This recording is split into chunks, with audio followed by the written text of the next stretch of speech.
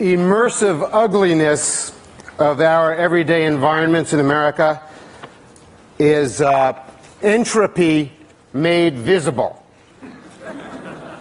We can't overestimate the amount of despair that we are generating with places like this. And mostly I want to persuade you that we have to do better if we're going to continue the project of civilization in America. By the way, this doesn't help. Nobody's having a better day down here because of that. There are a lot of ways you can describe this. You know, I like to call it the national automobile slum. You can call it suburban sprawl. I think it's appropriate to call it the greatest misallocation of resources in the history of the world. You can call it a technosis externality clusterfuck. And it's a tremendous problem for us. The salient problem about this for us is that these are places that are not worth caring about. We're going to talk about that some more. A sense of place. Your ability to create places that are meaningful and places of quality and character depends entirely on your ability to define space with buildings and to employ the vocabularies, grammars, syntaxes, rhythms, and patterns of architecture in order to inform us who we are. The public realm in America has two roles. It is the dwelling place of our civilization and our civic life, and it is the physical manifestation of the common good. And when you degrade the public realm, you will automatically degrade the quality of your civic life and the character of all the enactments of your public life and communal life that take place there. The public realm comes mostly in the form of the street in America because we don't have the 1,000-year-old cathedral plazas and market squares of older cultures.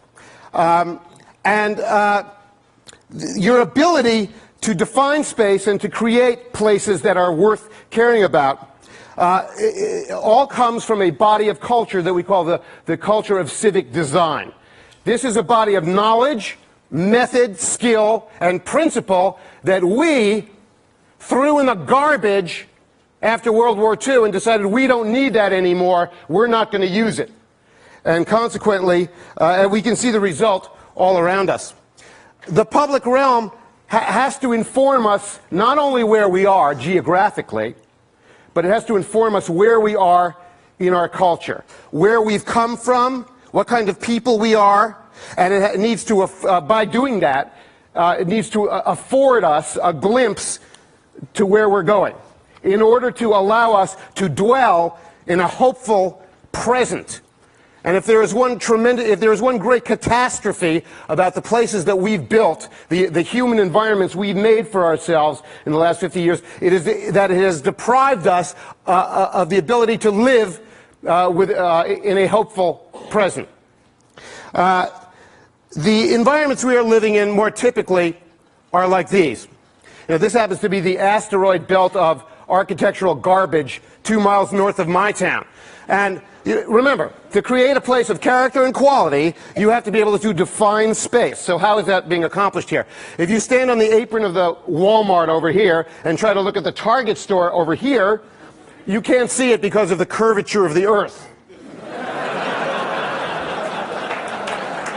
That's nature's way of telling you that you're doing a poor job of defining space. Consequently, these will be places that nobody wants to be in.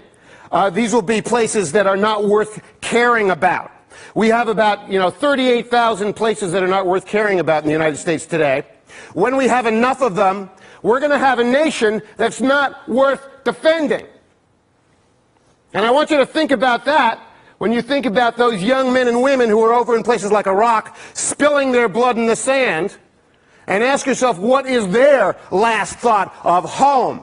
I hope it's not the curb cut between the Chuck E. Cheese and the Target store, because that's not good enough for Americans to be spilling their blood for. We need better places in this country. Public space. It's a good public space.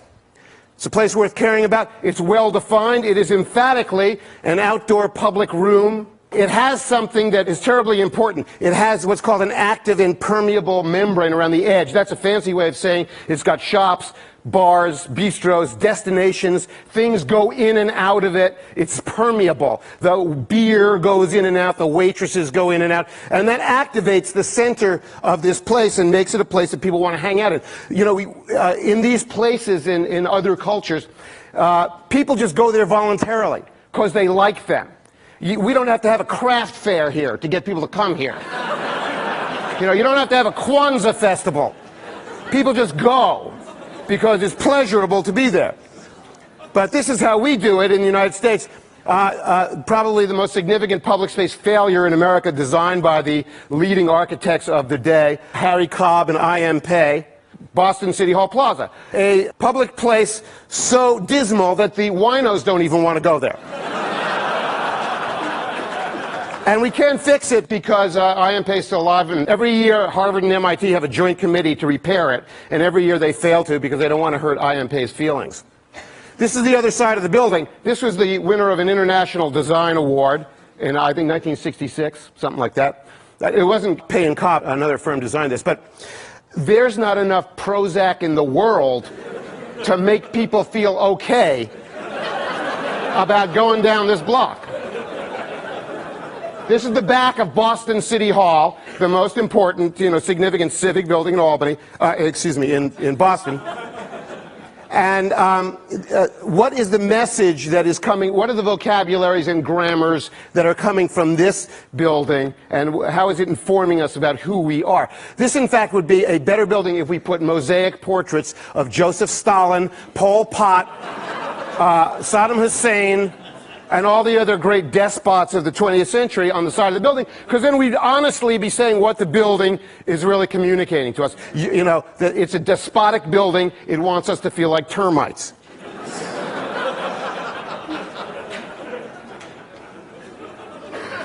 This is it on a smaller scale, the back of the Civic Center in my town, Saratoga Springs, New York. By the way, when I showed this slide to a group of Kawanians in my town, they all rose in indignation from their cream chicken. And they shouted at me and said, it was raining that day when you took that picture. Because this was perceived to be a weather problem.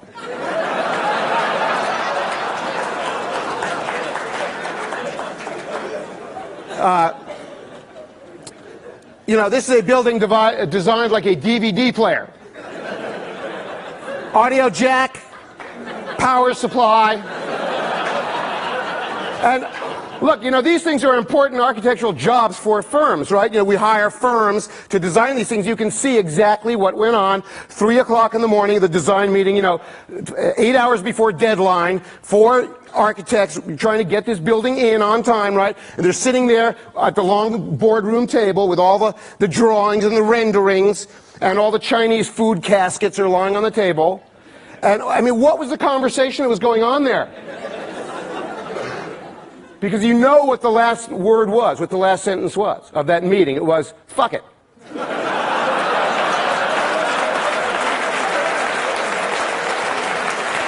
That is the message of this form of architecture. The message is, we don't give a fuck. We don't give a fuck. So I went back on the nicest day of the year just to check, do some reality testing. And in fact, he will not even go down there because it's not interesting enough for his clients, the burglars, the muggers. It's not civically rich enough for them to go down there. Okay. The pattern of Main Street, USA, in fact, this pattern of building downtown blocks all over the world is fairly universal. It's not that complicated. Buildings more than 1 story high, built out to the sidewalk edge so that people who are, all kinds of people can get into the building. Other activities are allowed to occur upstairs, apartments, offices, and so on. You make provision for this activity called shopping. on the ground floor. They haven't learned that in Monterey. If you go out to the corner, right at the main intersection, right in front of this conference center, you'll see an intersection with 4 blank walls on every corner. It's really incredible. Anyway, this is how you compose and assemble a downtown business building. And this is what happened in Glens Falls, New York, when we tried to do it again, where it was missing, right? So the first thing they do is they pop up the retail a half a story above grade to make it sporty.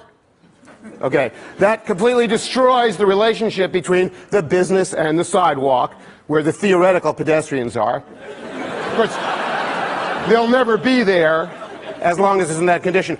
Then, because the relationship between the retail is destroyed, we pop a handicap ramp on that, and then to make ourselves feel better, we put a nature Band-Aid in front of it. And that's how we do it. I call them nature Band-Aids because there's a general idea in America that the remedy for mutilated urbanism is nature. And in fact, the remedy for wounded and mutilated urbanism is good urbanism, good buildings. Not just flower beds, not just cartoons of the Sierra Nevada mountains. You know, that's not good enough. We have to do good buildings. The street trees have really 4 jobs to do, and that's it. To spatially denote the pedestrian realm, to protect the pedestrians from the vehicles in the carriageway, to filter the sunlight onto the sidewalk, and to soften the hardscape of the buildings, and to create a ceiling, a vaulted ceiling over the street at its best. And that's it. Those are the 4 jobs of the street trees. They're not supposed to be a cartoon of the North Woods. They're not supposed to be a set for the Last of the Mohicans. You know, one of the problems with the fiasco of suburbia is that it destroyed our understanding of the distinction between the country and the town, between the urban and the rural. They're not the same thing. And we're not going to cure the problems of the urban by dragging the country into the city, which is what a lot of us are trying to do all the time. Here you see it on a small scale. The mothership has landed. R2-D2 and CP30 have stepped out to test the bark mulch to see if they can inhabit this planet.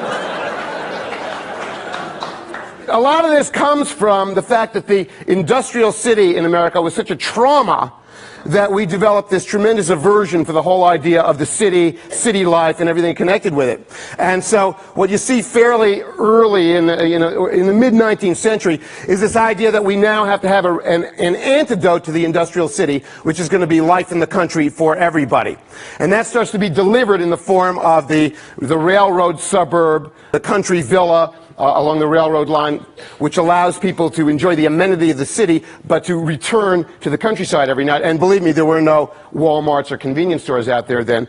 So it really was a form of country living. But what happens is, of course, it mutates over the next 80 years, and it turns into something rather insidious. It becomes a cartoon of a country house in a cartoon of the country. And that's the great non-articulated agony of suburbia, and one of the reasons that it lends itself to ridicule, because it hasn't delivered what it's been promising for half a century now. You know, and these are typically the kind of dwellings we find. They're, you know, basically a house with nothing on the side, because this house wants to state emphatically, I'm a little cabin in the woods, there's nothing on either side of me. I don't have any eyes on the side of my head, I can't see. So you have this one last facade of the house, the front, which is really a cartoon of a facade of a house. Because notice the porch here. Unless the people who live here are munchkins, nobody's going to be using that. This is really, in fact, a television broadcasting a show 24/7 called We're Normal. We're normal, we're normal, we're normal, we're normal, we're normal. Please respect us. We're normal, we're normal, we're normal. But we know what's going on in these houses. You know, we know that little Skippy is loading his Uzi down here, getting ready for homeroom. We know that Heather, his sister Heather, 14 years old, is turning tricks up here to support her drug habit. Because these places, these habitats, are inducing immense amounts of anxiety and depression in children, and they don't have a lot of experience with medication. So they take the first one that comes along often. These are not good enough for Americans. These are the schools we're sending them to. The Hannibal Lecter Central School, Las Vegas, Nevada. This is a real school. You know, but there's obviously a notion that if you let the inmates of this thing out, that they would snatch a motorist off the street and eat his liver. So every effort is made to keep them within the building. Notice that nature is present. We're going to have to change this behavior whether we like it or not. We are entering an epochal period of change in the world, and certainly in America, the period that will be characterized by the end of the cheap oil era. It is going to change absolutely everything. Chris asked me not to go on too long about this, and I won't, except to say there's not going to be a hydrogen economy. Forget it. It's not going to happen. We're going to have to do something else instead. We're going to have to downscale, rescale, and resize virtually everything we do in this country, and we can't start soon enough to do it. We're going to have to live closer to where we work. We're going to have to live closer to each other. We're going to have to grow more food closer to where we live. The age of the 3,000-mile Caesar salad is coming to an end. We have a railroad system that the Bulgarians would be ashamed of. We got to do better than that. And we should have started 2 days before yesterday. We are fortunate that the new urbanists were there for the last 10 years, excavating all that information that was thrown in the garbage by our parents' generation after World War II, because we're going to need it if we're going to learn how to reconstruct towns. We're going to need to get back this body of methodology and principle and skill in order to relearn how to compose meaningful places, places that are integral, that are living organisms in the sense that they contain all the organs of our civic life and our communal life deployed in an integral fashion. So that, the residences make sense deployed in relation to the places of business, of culture, and of governance. We're going to have to relearn what the building blocks of these things are. The street, the block, how to compose public space that's both large and small, the courtyard, the civic square, and how to really make use of this property.